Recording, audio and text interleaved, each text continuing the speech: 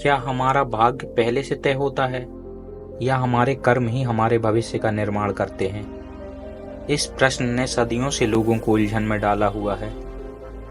आज हम इस प्रश्न का उत्तर स्वयं जानेंगे भगवान गौतम बुद्ध की एक प्रेरणादायक कहानी से। तो चलिए कहानी शुरू करते हैं। एक समय की बात है, बुद्ध अपने शिष्यों के साथ एक गांव से गुजर रहे थे। उन्होंने देखा कि गांव के लोग दो समूहों में बंटे हुए हैं। एक समूह का मानना था कि भाग्य ही सब कुछ है, जबकि दूसरे समूह का मानना था कि कर्म ही सब कुछ है।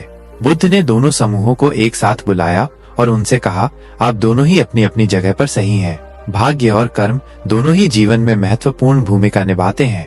उन्होंने आगे कहा, भाग्य वो है जो हमें जन्म से मिलता है, जैसे कि हमारा परिवार, हमारी जाति आदि। लेकिन कर्म वो है जो हम अपने जीवन में करते हैं, जैसे कि हमारी मेहनत, हमारी लगन आदि। बुद्ध ने एक कहानी सुनाई। एक समय की बात है, एक राजा के दो पुत्र थे। एक पुत्र बहुत ही भाग्यशाली था, उसे बिना मेहनत के ही सब कुछ मिल जाता था। दूसरा पुत्र बहुत ही कर्मठ था, वो हमेशा मेहनत करता रहता था। एक दिन राजा ने दोनों पुत्रों को एक एक घोड़ा दिया और कहा कि जो सबसे पहले राजमहल पहुंचेगा वही राज्य का उत्तराधिकारी बनेगा। भाग्यशाली पुत्र घोड़े पर सवार होकर तुरंत ही चल दिया। उसे रास्ते में एक पेड़ के नीचे आराम करने का मन हुआ, वो वहां सो गया। कर्मठ पुत्र धीरे धीरे चलता रहा। रास्ते में उसे कई मुश्किलें आईं, लेकिन उसने हार नहीं मानी। जब भाग्यशाली पुत्र जागा तो उसने देखा कि उसका घोड़ा गायब है। वो बहुत घबरा गया। कर्मठ पुत्र राजमहल पहुंच चुका था। राजा ने उसे राज्य का उत्तराधिकारी घोषित किया।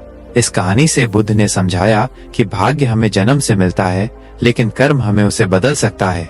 जो लोग कर्मठ होते हैं वे अपने भाग्य को भी बदल सकते हैं। इसलिए हमें अपने भाग्य पर भरोसा नहीं करना चाहिए। हमें हमेशा कर्म करते रहना चाहिए। कर्म ही हमें सफलता दिला सकता है।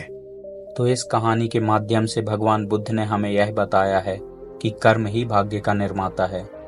अगर आपको यह कहानी अच्छी लगी हो तो इस वीडियो को लाइक करें, शेयर करें और हमारे चैनल को सब्सक्राइब करें, ताकि हम आपके लिए ऐसे ही प्रेरणादायक कहानी लाते रहें।